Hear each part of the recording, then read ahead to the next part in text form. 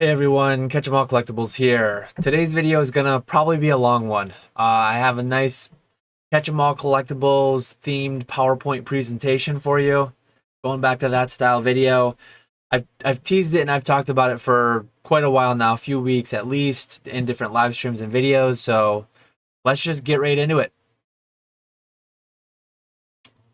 So yeah, scaling and optimizing business. I'm gonna talk about the different components of my business, the different revenue streams, talk about the pros and the cons of each a little bit, and I'll also talk about like the scalability of each, and I'll bring it all together at the end with how and why I do what I do and why I decide to allocate certain amounts of time to certain components of the business where it might not seem to make as much sense in a literal term, not as many dollars and cents. So yeah, here's a time-stamped outline for you. As always, feel free to time travel in the description. I will have chapters linked. My business breakdown, revenue sources, etc. Scalability, pros and cons of each of those revenue sources. And then my average weekly schedule. I think I did a video titled Seller Nirvana earlier in the year, about 7-8 months ago now, and I had a weekly schedule laid out in there. I've updated that a little bit to reflect more what I'm actively doing. That is still quite accurate, and then I'll just use that again to further like wrap up and discuss where I'm at and what I'm doing and how much time I allocate to each different arm of the business. So yeah, here's a breakdown of my basic, at their core, like the most fundamental breakdown of my different revenue streams as a business. Direct sales, I included consulting in here, very tiny portion of my business, but it is technically a direct sale. It is me directly selling my time for an hourly fee. And then direct sales, the way that I'm defining direct sales are sales possessed by me, stored by me, maintained by me, listed by me, fulfilled by me. So direct sales, I am physically, my hands are handling it, every aspect of the sale.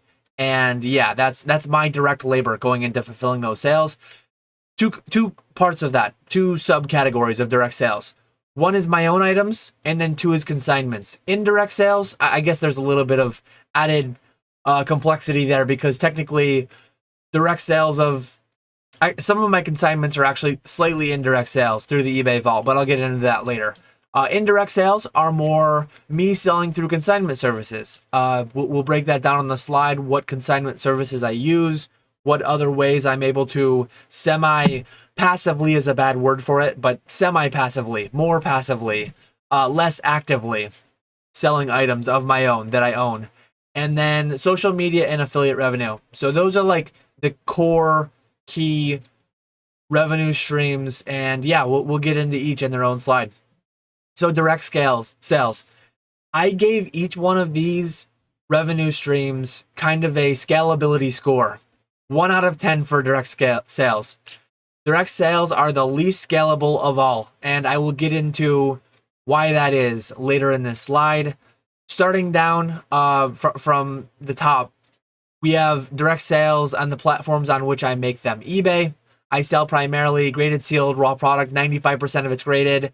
Most of the raw stuff that I sell are my grading misses, and then I sell sealed product. I do some MetaZoo, Pokemon 95+% Pokemon, 5% MetaZoo. I guess that goes for graded sealed and raw though is disproportionately MetaZoo.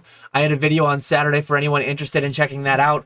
Maybe I'll remember to link the tag there. But yeah, I do sell MetaZoo only raw at these days, but graded sealed raw is all Pokemon as well.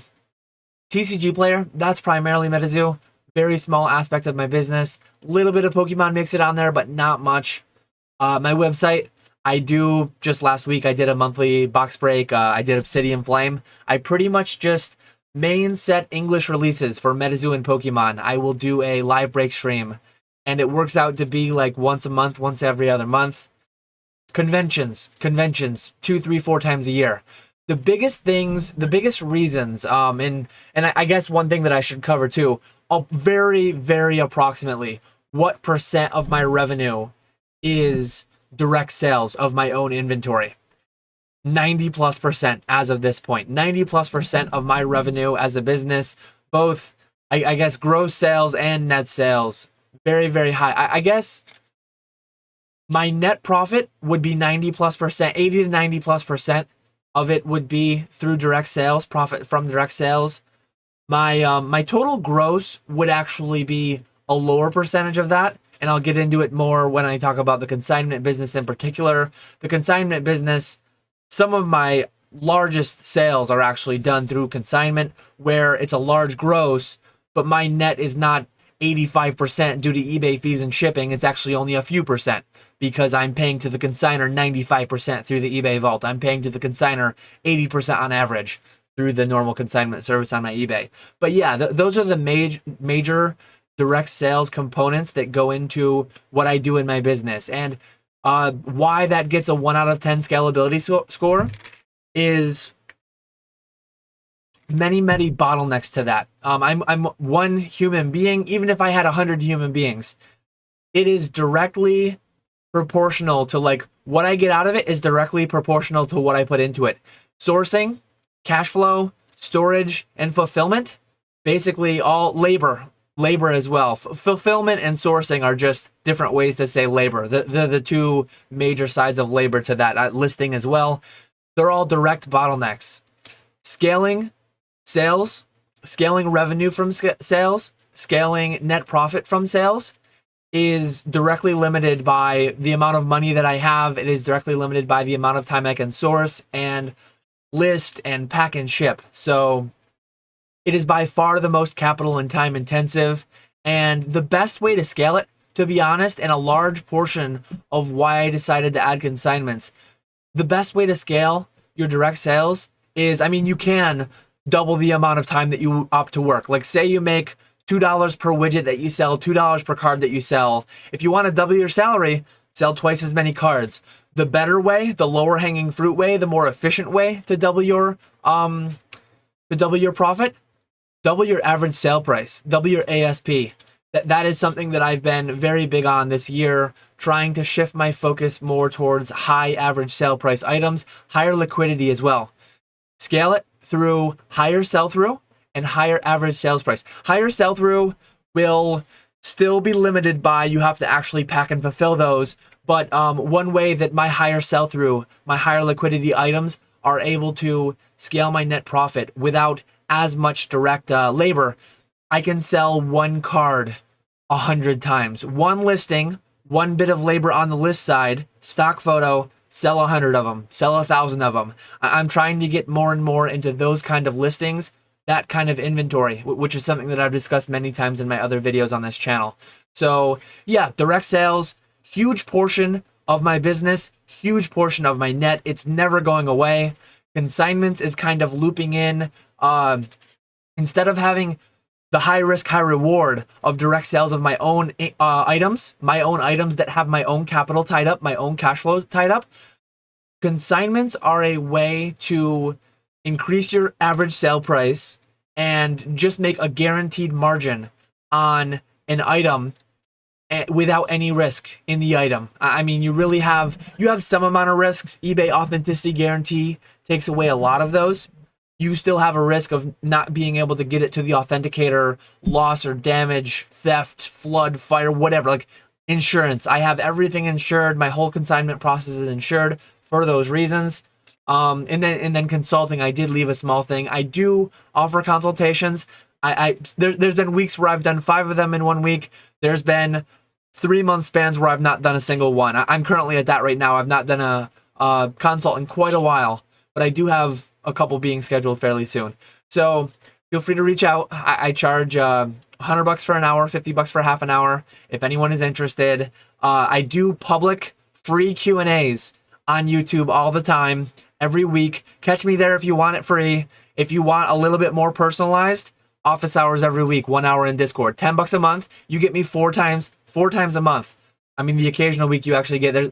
Occasionally there's like 5 Tuesdays in a month, and you'll get me 5 times for 1 hour each on a Discord live chat with other people. I guess not a private one-on-one, but a lot more private than a live stream Q&A on YouTube, either through PokeFlips or my own live stream. So consulting is there. Scalability of consulting. I mean, if I could make $100 an hour for 40 hours a week, I'd be doing pretty well for myself. nowhere near the demand for that. So it's just one of those things that, like, the bigger my channel gets, the bigger Pokemon gets. I guess it could go up from there. Theoretically, there could be a scenario where I'm getting so many that I need to charge more money to lower the demand for it. But I think I'm a long ways away from that. I don't know that I'll ever run into that issue. But yeah, there's, I would say that the scalability of consignments is still subject to time. It's still subject to time constraints, but it's not as subject to, obviously, it's not at all subject to capital constraints. So if my cash flow situation is tight for a given month, consignments, I mean, I could have $1 million of consignments come in one given week. None of my money's tied up in that. Whereas my own inventory, very, very capital intensive, obviously. The one thing I wanted to touch on is eBay Vault. So when I sell an item, typically, I take a photo of it, I list it, I look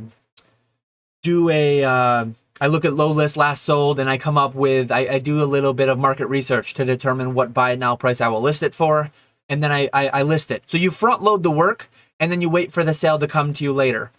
With eBay Vault, I sell my own items through eBay Vault, and I sell consignor items through eBay Vault.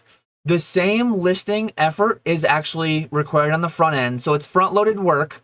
I have to photograph it. I have to list it. It's actually more tedious. It probably takes me 2 to 3 times as long to list an eBay Vault item, just because of the intake process for the eBay Vault. One nice thing about it is, so it's 2 to 3 times extra work on the front end. On the back end, they do the fulfillment. Once the sale comes, it's already been authenticated. It's a final sale, no returns, no questions asked. It's just a final sale. You get the money and it's over.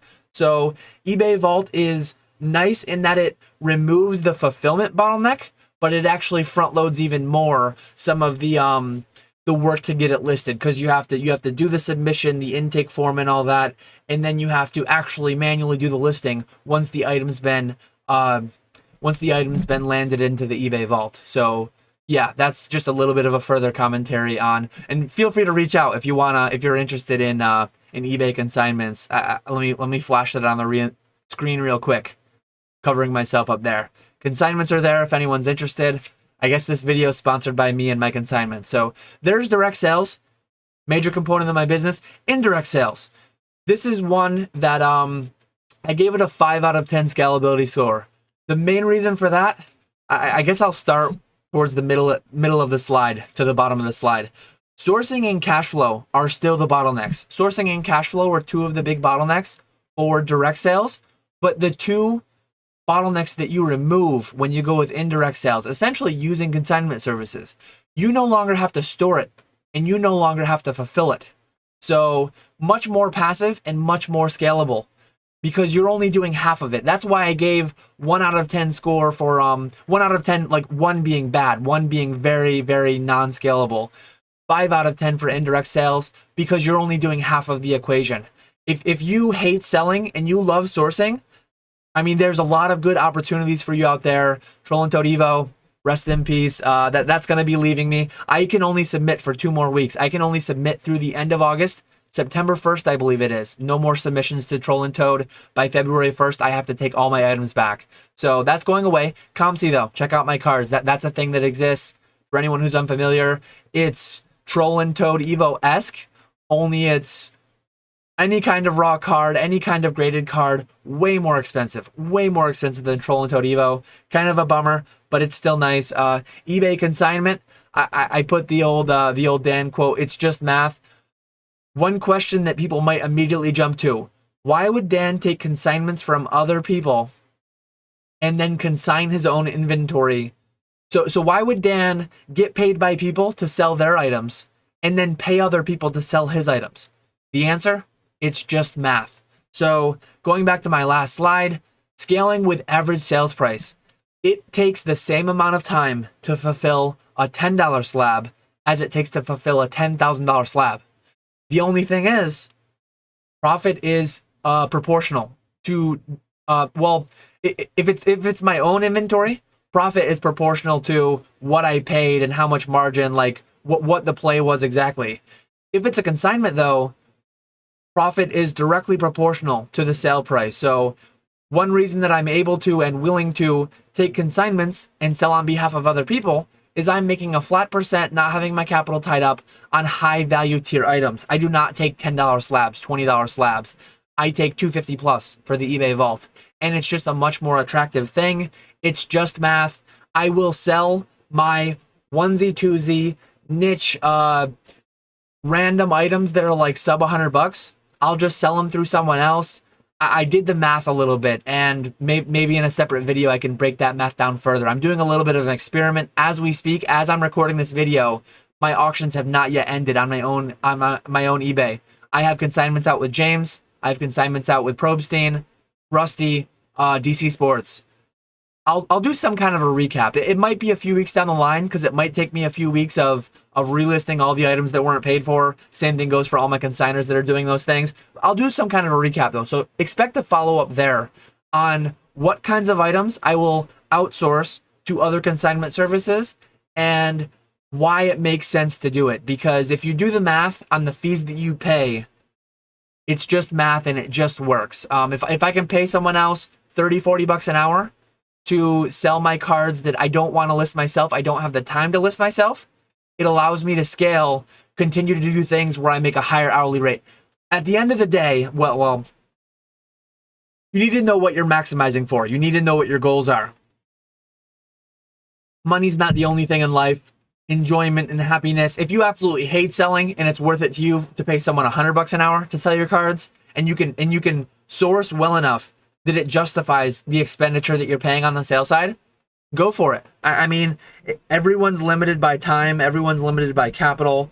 So if you're able to unlock enough extra time and you just want to kill it on the sourcing side, these consignment services are great. Heritage, Golden, PWCC. I have not used one of those in a long time. I have used all of them at one point or another. But generally speaking, I think either directly myself on eBay or through one of the eBay consignment services will likely be the only path for me moving ahead. I'm a massive fan of eBay, if you couldn't tell.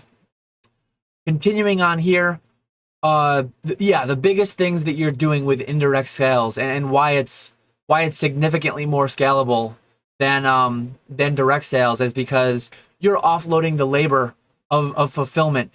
You're offloading the storage space.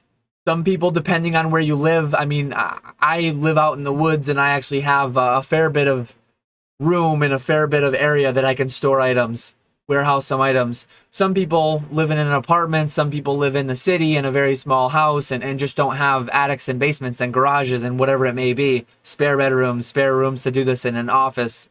And then another aspect of it is insurance. I put an asterisk because you need to be careful. Ensure that you know whether or not the people that you're outsourcing your sales to are insured. My consignment service is fully insured. I know James, the NG Emporium. I do the buy now side. He does the auction side.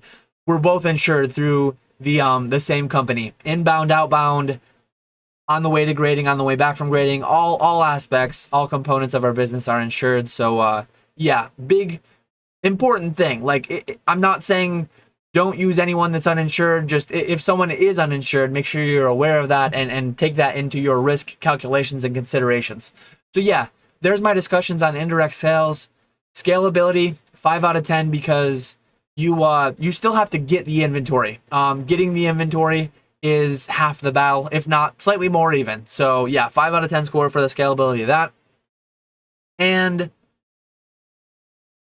if you watched my video at the start of 2023, I had big plans for Troll and Toad Evo. Troll and Toad Evo likely would have surpassed, gross sales-wise. Gross sales on Troll and Toad Evo likely would have surpassed my eBay sales in 2023. However, they're going to fall short of that now, clearly. I had massive sales, so things that I'm looking at are TCG Player Direct. I'm not enrolled in that yet. TCG Player Direct, store your products. ComC, as I mentioned. And then just having bleed off streams, going to Probstein, going to James periodically as well, where needed. Because I guess I'll cover it more in one of my later ones. So let me get back to that thought. I was just going to go somewhere that it's on a later slide. Here's 10 out of 10. The pinnacle, the absolute This is what it's all about when it comes to scalability. Infinitely scalable. Social media and affiliate revenue. So my components of my business that generate in this sphere of revenue. YouTube. Through YouTube, I get a direct revenue from ads, memberships. If I ever were to take sponsors, I don't know. I've paid Top 10 Pokemon. I've paid him to do a couple sponsored segments for me. Theoretically, down the line, I could take sponsored segments from other people, other products, other businesses. I've not yet done it. I've had some offers from people in the space, but nothing that's ever made sense. Part of it is because, like, and I'll get to this.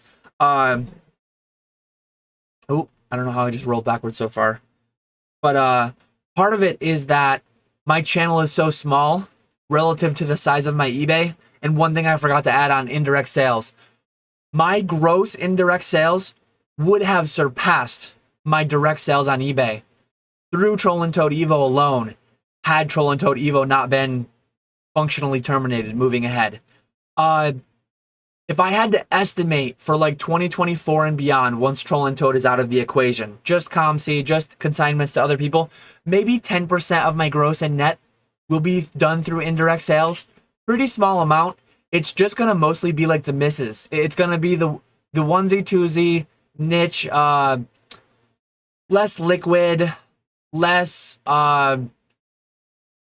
mainly less liquid, and mostly the misses. Like all the 10s, all the big hitters, I'll be selling through my own, because especially the higher value ones I'll be selling through my own, because again, as average sales price goes up, the fee goes up through consignment services. So indirect sales are probably 10% or less of my net and gross moving ahead. Whereas had Troll and Toad Evo been a thing, they would have been 50%, 60% of my gross, and maybe 20, 30, 40% of my net.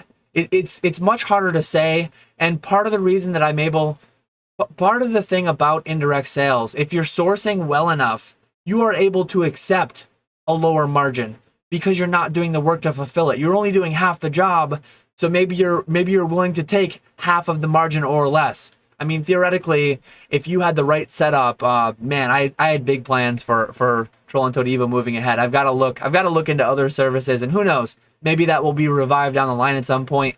But yeah, social media and affiliate revenue. Let's start off the bat with it so that I don't forget. Of my gross and net revenue, less than 1%. Far, like, I guess my net revenue, I did make in 2022, I made a few $100s a month. My channel's bigger, my Instagram, everything's getting a little bit bigger now, my social media followings. So it should be a little bit bigger than it was last year, but last year it was like a few $100 a month overall average across the two. Counting Patreon, that's one thing it is the third bullet point here. Counting Patreon, it's quite a bit higher number. I mean, Patreon, you can do the math on what we're charging and how many people are in there. Roughly what we're doing there after fees and everything. So the nice thing about social media, affiliate revenue, Patreon, we have one office hour a week. We have one Zoom call a week, or one Zoom call a month. And I post one video on YouTube a month. I post a week. I'm backwards on my weeks and months here. I post a couple times a week on Instagram, maybe. I post a reel every Friday. I post the same reel as I do like the YouTube short and the TikTok, which has gone nowhere. Who knows? Who knows when that 1 million view video will come? But the great thing about those is that you do the work on the front end. You front load it, kind of like making your listing. Only it doesn't just sell once, and you don't have to package and ship it. So you front load the work by making the content, and then you put it out into the ether. You put it out into the algorithm. If a video ever pops off, if a video ever goes viral, if your PokeRev, aside from his increase in planning videos, and aside from his increase in actually having editors, and I'm sure he's probably outsourcing a lot of that. He's clearly, I'm not saying that I'm putting the same amount of time and effort into YouTube that PokeRev is, But when I make a video, whether it gets 1,000 views or 5,000 views, it's the same amount of time for me because it was all front loaded. PokeRev, when he makes a video, whether it gets 100,000 views or 50 million, I mean, I don't think he's at, maybe he's had a million view video. Whether it gets 100,000 views or 10 million views, it was the same amount of work front loaded. So that's why I say it's infinitely scalable. You make your video, and what happens afterwards is it's just into perpetuity. I mean, I have 2-year-old videos that they probably get 1 view a month or less, but they're still doing something. Whereas when I sell one card, it's over, it's done, the book is closed on it. Content creation is great for scalability because you put it out there and then it has the opportunity to just earn theoretically limitless money. And there's kind of like a lot of different components of it. I have eBay affiliate links, which are affiliate revenue. Sponsorships would be more like direct one-to-one. I think you get paid like a fixed amount based on how many views on the front end within X amount of weeks or months or whatever. So, but yeah, another thing that you get out of the YouTube and all that is you get like the self-promotion from it. You get the branding, you get the known name and face, and that just funnels into everything else. So social media and affiliate revenue, even though they're a tiny portion of my gross sales, of my gross numbers, well, like 1% or less of my net, if you count Patreon, it would be less than 10%. I mean, fairly, like quite substantially less than 10%, 5%ish, somewhere in there. I mean, if you're counting Patreon, affiliate links, eBay affiliate links, and then YouTube ads, YouTube memberships, things like that. So it's not completely negligible. It's something, but the great thing is that if I continue my consistency, going back a few videos, consistency is key. If I keep at it, and if in a few years I have, instead of 3,500 subscribers, I have 35,000. If something crazy were to happen and I were to get, say it's not even that, say it's 7,000, say it's double, I'll be putting the same amount of inputs, the same amount of time in. Theoretically, I should be getting double with double the audience, right? So the infinite scalability of social media and affiliate revenue, very, very attractive. Something that's been on my radar, and it's something that I'm working on, obviously, staying consistent here, doing my thing, and it's not a negligible amount, and it's nice to have some amount of a consistent, like, to say it's passive is very much incorrect, because all the work is front loaded, and you'll see by my schedule, I'm doing hours of YouTube a week and all that. But once it's done, and it just like compounds over time. So yeah, big on the pro side on social media and all that. I guess the con side, which I should cover as well, you lose anonymity. You have your name and face out there. Things that can come with that. A lot of positive things come with that. My ability to do the consignment service. If I didn't have an eBay, if I didn't have a YouTube channel, if I didn't have an Instagram, if I didn't have a known presence on E4, like in the community from years back, a lot of people probably wouldn't have trusted me to send their cards to me. So these things feed into each other, and these things compound with each other. So yeah, great things with social media. Cons, it can be a big time sink, especially like adding Discord in here, ties into the Patreon and all that.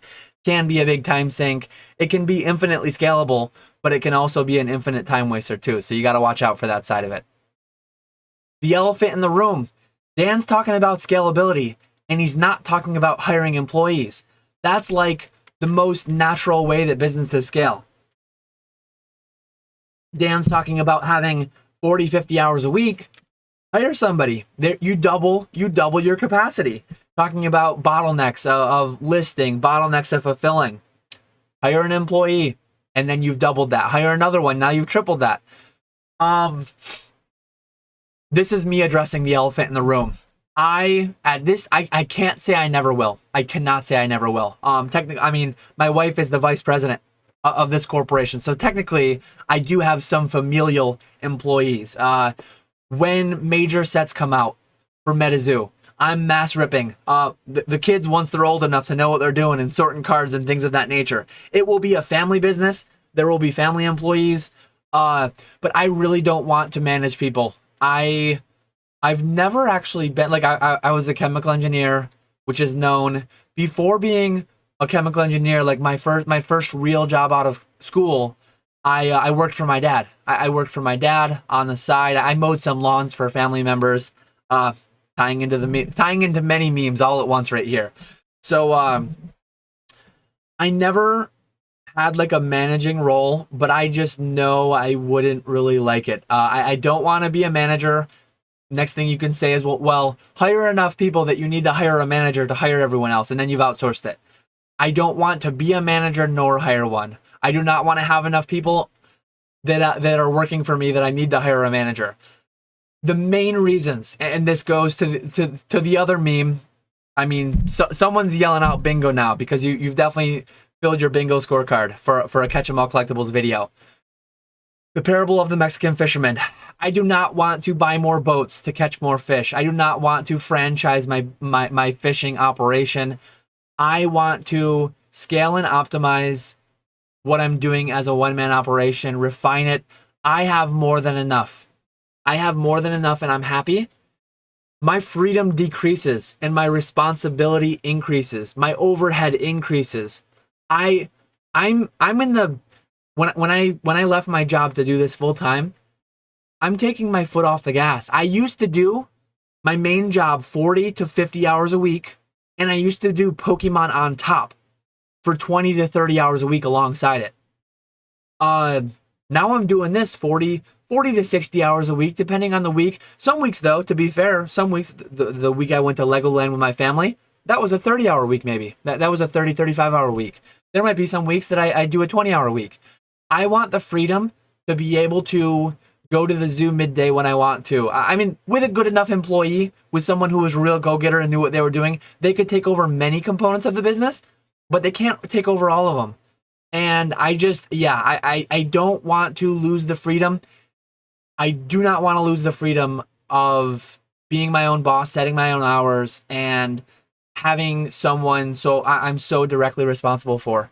So I can't say never, but I have no immediate plans, no short to intermediate term plans to ever hire anybody. There are also, I'm not going to get into the nitty gritty of it, but there are tax and retirement, business structure implications, talking with my accountant, ways that I've set myself up, solo 401ks, matching percentages, what do they call it? There's like means tested equitability of your 401k matches. I don't know all the nitty gritty on that. So yeah, I'm not going to dive too deep, but I would have to change things within my business structure. I would have to change things that are optimized for me, my solo 401k, my wife's solo 401k within the business. 401ks that my children are allowed to have once they get, or IRA, it would be IRAs, I guess. That's getting way too deep into the weeds, into tax stuff and business stuff. So those things would have to change drastically if I were to ever hire employees. And the main thing, why hire employees? Why take all that extra overhead, all that extra stress, all that extra responsibility when I have employees? Troll and Toad, I have employees there. Comsy, I have employees there. Z&G Emporium, Cam's my employee too. James is my employee too. Like Rusty, Probstein, DC Sports. All these services are out there. They are employees. All the pros of the employees, a little bit more expensive, to be fair, because you're paying, not only am I paying for Cam's salary and all that, I'm paying for James's profit on top of that, right? So they're a little more expensive, but without all the red tape, without all the headaches, without all the HR. And that's what I'm all about. I will pay other people's profits. I love supporting other businesses in the industry and the hobby. And if there's good enough services out there, which I like to think that my consignment service is one of those things, a good enough service will pay for itself and or unlock or expand new opportunities for you. Like Troll and Toad Evo, many times over pays for itself. It allows me to do things that I could not do even if I were to hire employees. Troll and Toad gives me access to scale. Even ComC, using other consignment services, it gives me access to scale. It gives me access to sell things that I'm able to source, but I don't have the time to optimize selling. I'm getting more. I'm doing less to sell them, then throwing them in a lot on eBay and taking maybe 30-40% through auction of a big missed lot, I'm able to split them up, sell them individually, get 50-60-70% through auction, and the services are functionally paying for themselves. Because if I were not able to use them, I would literally just have to sell stuff for pennies on the dollar. Now I'm selling them for dimes on the dollar instead, or quarters on the dollar. So yeah, a good service will pay for itself if it's providing a big enough value proposition. And yeah, I like to think that my consignment service, for the people utilizing it, they've done the sourcing side, and I'm doing the selling side for them. They don't have the time to, they don't have the means to, they don't have the platform to, whatever it may be. I'm providing them a service, charging them a small fee for it. So yeah, that's why I am the fisherman. I'm not going to buy other boats. I'm a one boat operation. Sure, there's some family with me casting out a line, but fisherman, not the banker. And wrapping it all up, I think this is my last slide. So my weekly schedule, I talked about it, reseller Nirvana. I talked about, or seller Nirvana. Shout out to the reseller Nirvana Patreon and Facebook group and all that stuff. He has a YouTube channel too, seller Nirvana. I did shout him out in that video. I stole the term, I guess, from his whole thing. If you want to, maybe I'll remember to link that video above. But yeah, here's my weekly schedule. 40 hours. This is my 40-hour schedule. I do periodically work after 9 p.m. on weeknights. I'll occasionally do a live stream.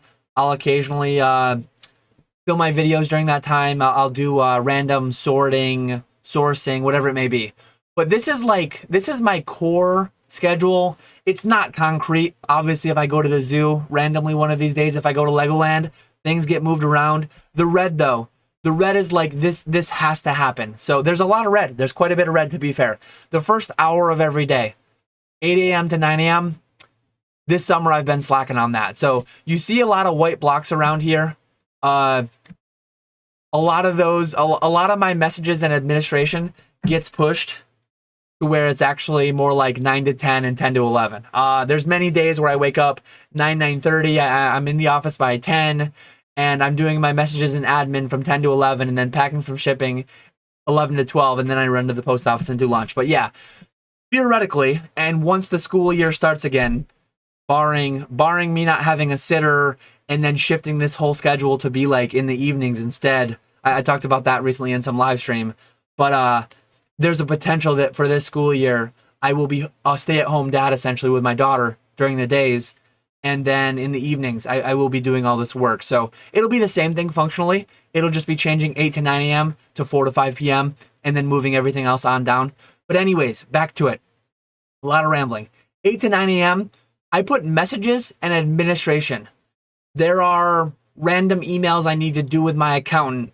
There are calls I need to make with my distributors. I just had to do a business census survey that I had to do through the federal government sent me something, and payroll type things, and administrative is just this catch-all term for getting bills paid, paying credit cards off, checking bank accounts, moving funds into my consignment payout accounts, whatever it may be. That's just a catch-all term. Messages is catching up with my socials, catching up with eBay messages, and all that kind of stuff.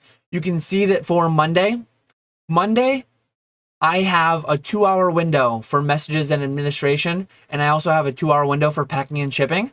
Whereas on Tuesday through Friday, I only have a 1-hour window for each. That's because obviously Monday, you're stacking up the entire weekend.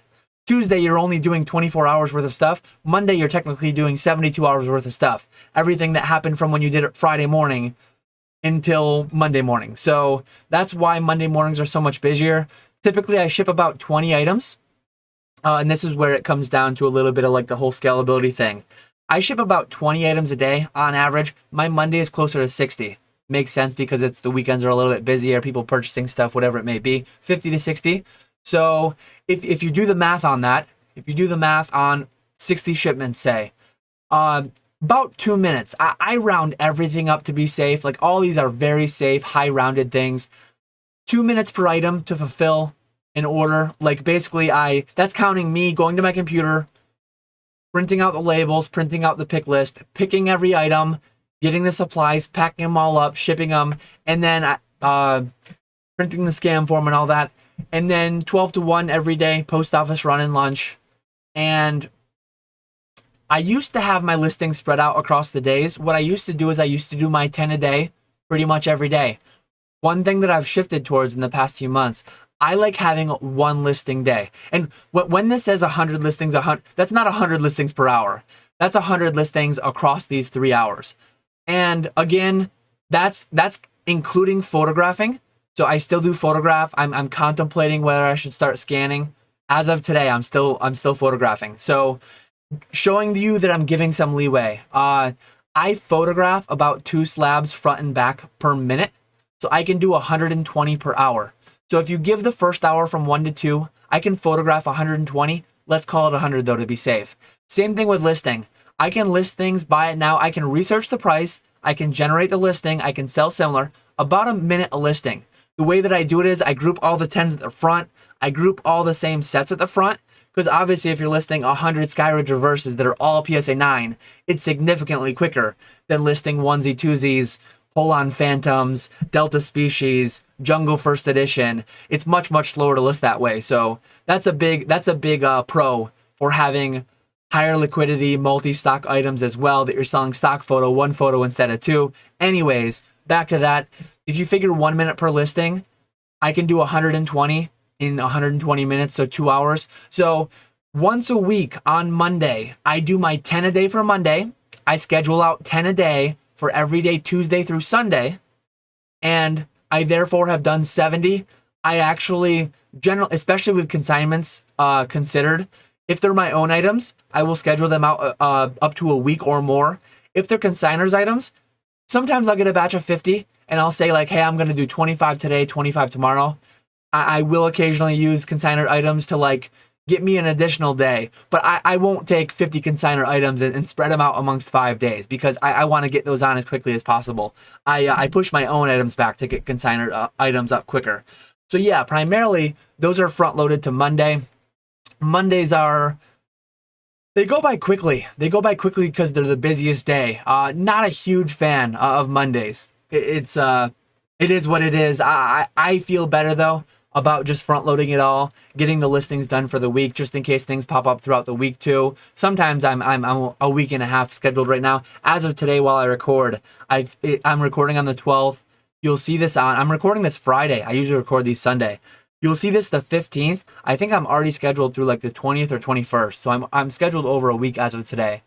Same thing Tuesday through Friday. The mornings are messaging and administration, packing and shipping to start. Kind of a wild card. All the white ones are just like a wild card. I might be sorting cards. I might be conditioning cards for submissions. I might have a ton of extra messages that day. I might be quoting collections. I might be whatever it may be. And honestly, thinking about it, I should have expanded the consignment thing for Wednesday. My consignments have really picked up a decent bit with the whole eBay Vault thing. And there's a fair bit of front-loaded work to be done every time I get a new consigner. Doing 10 cards for a new consigner is significantly more time consuming than doing 10 items for a current consigner, obviously, because I have to set up a new payment method. I have to add new information into Wise for the ACH transfer. Wednesdays, lately, it's been taking me about 2 hours to do all my payouts and to do all my new consignment spreadsheet setups and all that. So Wednesdays is probably filled there with my whole morning with the messages administration, packing and shipping, and then consignment payouts. Ending the day, the last half hour, I kind of put like messages and packages.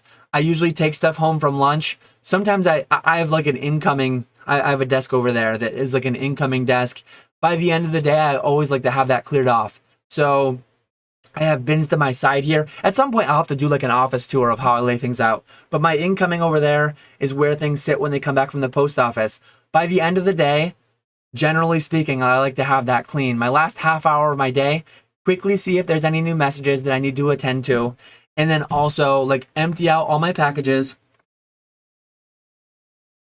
if it's a massive day, I can't do all my packages at once. There's some days that I have 100 TCG player orders that would fall into like the wild card days. Oh, I'll get to that the next day.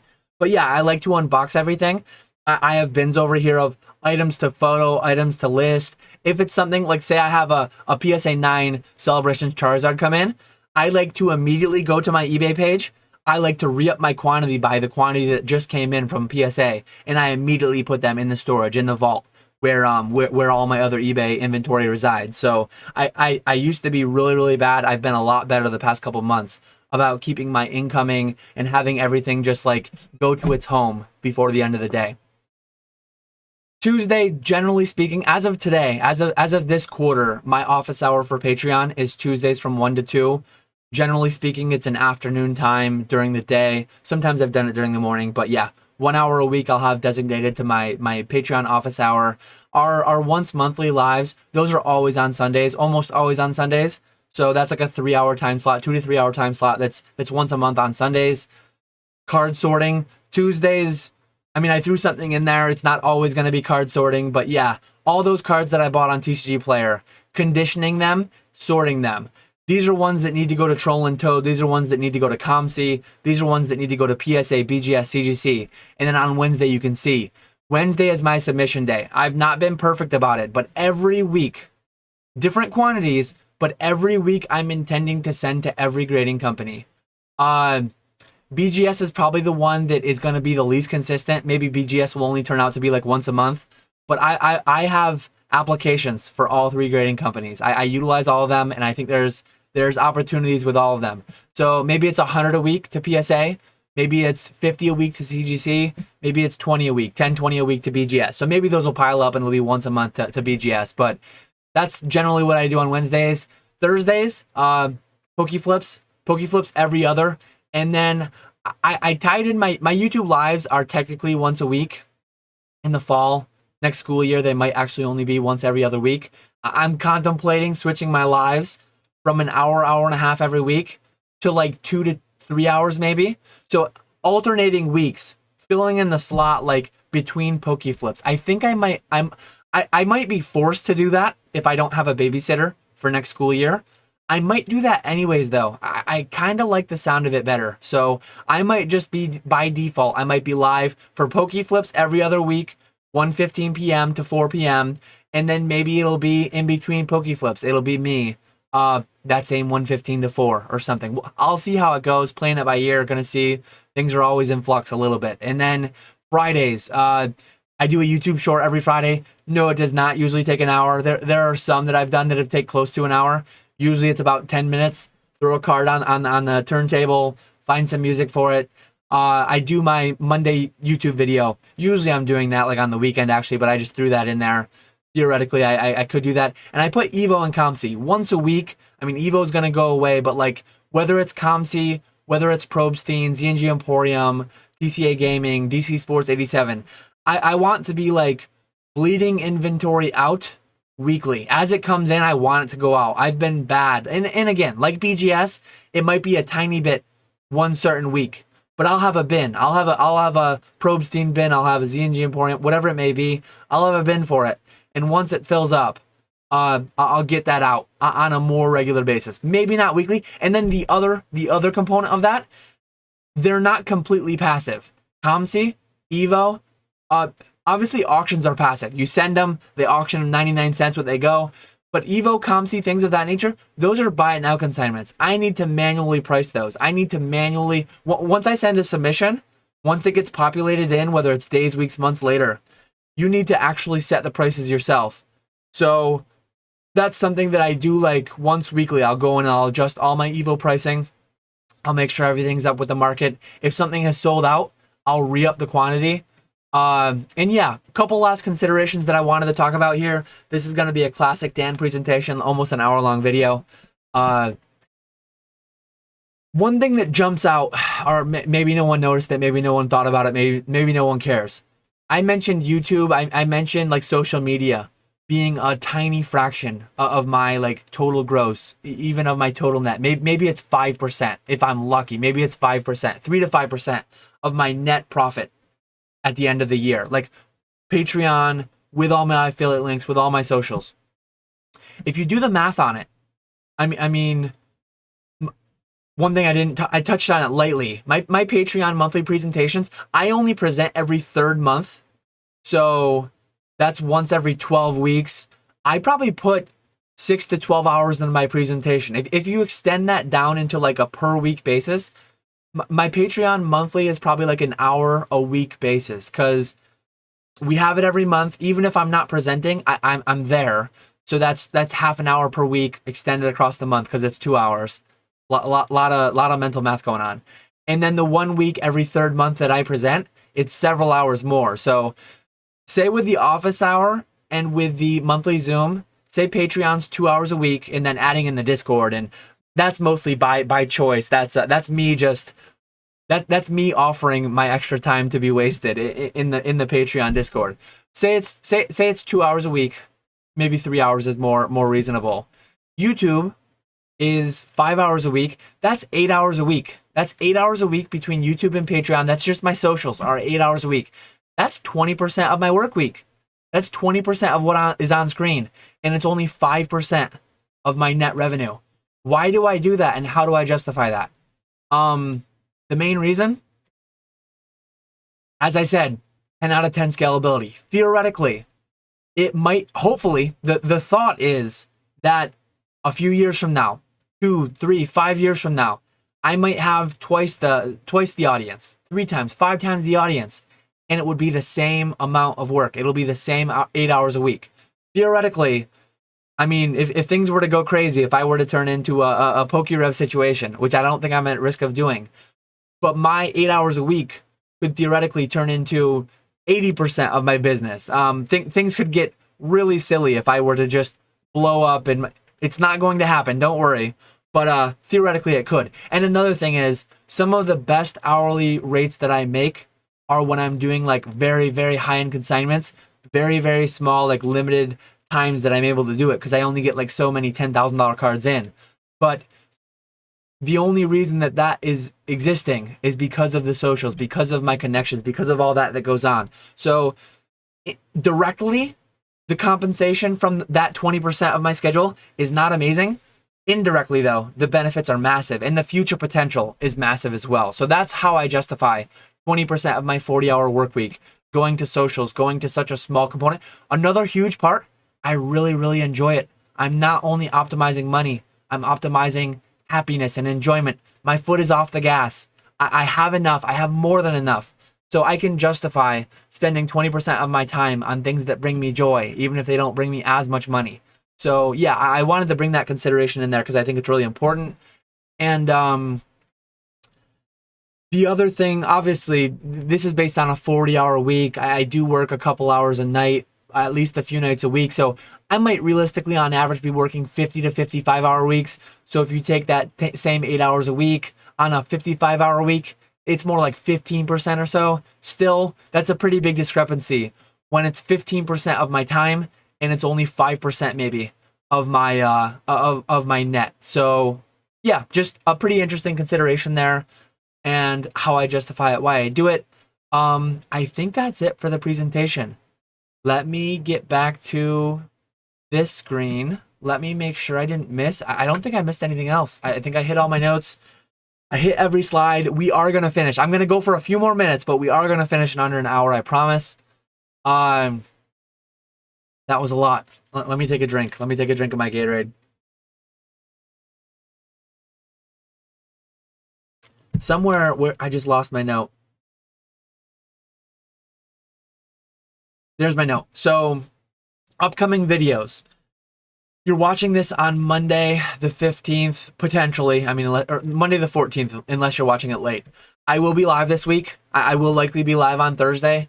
Generally speaking, I might be moving towards live streams only every other week. Solo live streams every other week with Poke Flips on the in-between weeks.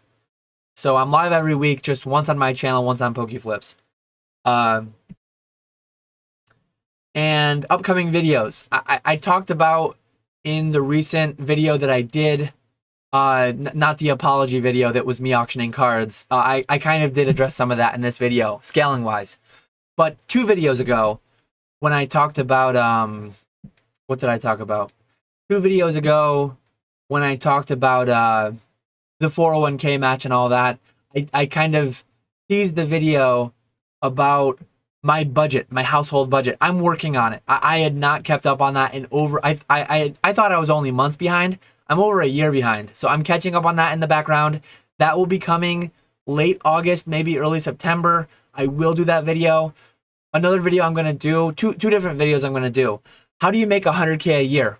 I mean, I kind of showed you a lot of considerations about how long it takes me to pack and ship an item, how long it takes me to list an item. It's just math. If you do the math on that, you can kind of back into how many listings do you need to sell a day. Again, shout out to Daily Refinement. He does great work on just generating basic math, simple spreadsheets, selling X items a day at X amount of profit a day, whatever your sell-through rate is, how many items you need to have in your store. I kind of want to do my spin on that and generate a spreadsheet where it's just like, this is what it takes to make 50K a year, 80K a year, 100K a year, 200K a year. And then, where does the money come from video? Another thing that I teased in that video was, here's the average household budget. So I'll do like, here's the average national household budget. Here's the Catch 'em All Collectibles household budget. Where does the money come from? We ask ourselves that a lot. We try to not think too much on it. We try to just keep selling. Quit asking and keep selling. Keep your head down. But yeah, I'm gonna do a video where I discuss that a little more in depth. I'm gonna do a little spin on it that people might not expect. Not gonna be just a negative video of like, where does all this money come from? This is not sustainable. There'll be some positive spins in there too. So stay tuned for those videos. If you watch this long, leave a comment below. Let me know somehow that you watched the whole video, because you are one of the real ones. I really appreciate you. Appreciate everyone. But I really appreciate the people that somehow stay all the way to the end. With that, let me know your thoughts below in the comments. Let me know if you have any questions, concerns, any video ideas.